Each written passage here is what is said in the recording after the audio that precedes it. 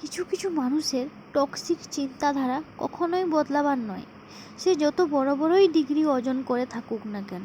So hello everyone, good morning, welcome my another mini blog. So আজকের ব্লগটা আমি এইখান থেকে শুরু করছি। সকাল সকাল স্নান সেরে খেয়ে নিয়েছিলাম এক গ্লাস জল, তার সাথে কিছু ছোলা। দেন ঠাম্মা বের করেছিল একটা সুন্দর শাড়ি লাল রঙের, যেটা দুর্গাপুজো উপলক্ষে আমাকে দিয়েছে, আর শাড়িটা ছিল খুবই সুন্দর। দেন রান্নাঘরে গিয়ে বানিয়েছিলাম সকালে মুড়ি খাওয়ার জন্য বিটের বড়া। দেন সব রান্না কমপ্লিট হয়ে যাওয়ার পর বাবা এনেছিল একটা লাউ। তারপর চলে এসেছিলাম দুপুরবেলা খাবার খেতে, আর আজকে দুপুরে এইসব মেনু হয়েছিল। তারপর বিকেলবেলা ঘুম থেকে উঠে চলে গিয়েছিলাম ছাদে। তো ছাদে গিয়ে দেখি যে বিকেলে খুব অল্প বৃষ্টি হয়েছিল, তো নিচটাও ঠিকভাবে ভিজেনি। তো একটু ঘুরে নিচ্ছিলাম ছাদে, দেন চলে এসেছিলাম নিচে।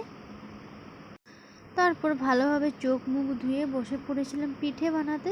তো আজকে আমাদের বাড়িতে হচ্ছে পুর পিঠে। একটা নারকেল ছিল যেটা খুবই ছোট, তো কম করেই পিঠে বানানো হচ্ছে বিকেলে খাওয়ার জন্য। একে একে সব পিঠেগুলো বানানো হয়ে গেছে। এই থালাটায় আমি বানিয়েছিলাম, আর ওই দিকের থালাটায় মা বানিয়েছিল। একে একে সব পিঠেগুলো সাজানো হয়ে গেছে ভাপ দেওয়ার জন্য। তো পিঠে অলমোস্ট কমপ্লিট। এই যে ভাপও উঠে গেছে আর সেদ্ধও হয়ে গেছে, আমি ছুরি দিয়ে দেখে নিয়েছি। আর পুর পিঠে না গরম গরম খেতে একটু বেশি ভালো লাগে, অনেক স্পঞ্জি আর নরম লাগে খেতে। তো দু রকমের পিঠে ছিল, একটা গুড় দিয়ে পুর বানানো আর একটা চিনি দিয়ে পুর বানানো। আর পিঠে বানানোর সময় না আমি এরকম দুটো গোল গোল লাড্ডু শেপের পিঠে বানাই, যেখানে বেশি পরিমাণে পুর দিই, আর এটা আমার চিহ্ন হয়ে যায়, যেটা আমি খুব সহজেই বুঝতে পারি যে এই দুটো পিঠেতে বেশি পুর দেওয়া আছে। ছোটোবেলাতে না এরকম অনেক করতাম, যখনই পিঠে বানাতো তখনই এরকম শেপের বিভিন্ন আকৃতির পিঠে বানাতাম। তারপর সন্ধ্যা দেখিয়ে খেয়ে নিয়েছিলাম পিঠে। তারপর মা রাত্রে ডিনারে বানিয়েছিল আলুর তরকারি।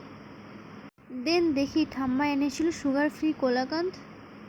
আর সুগার ফ্রি এই কারণে বলছি, কারণ এই মিষ্টিতে চিনির পরিমাণ ছিল খুবই অল্প। দেন রাত্রে ডিনার কমপ্লিট করে নিয়েছি। তো দেখা হচ্ছে নেক্সট কোনো একটা ব্লগে। Tata, good night.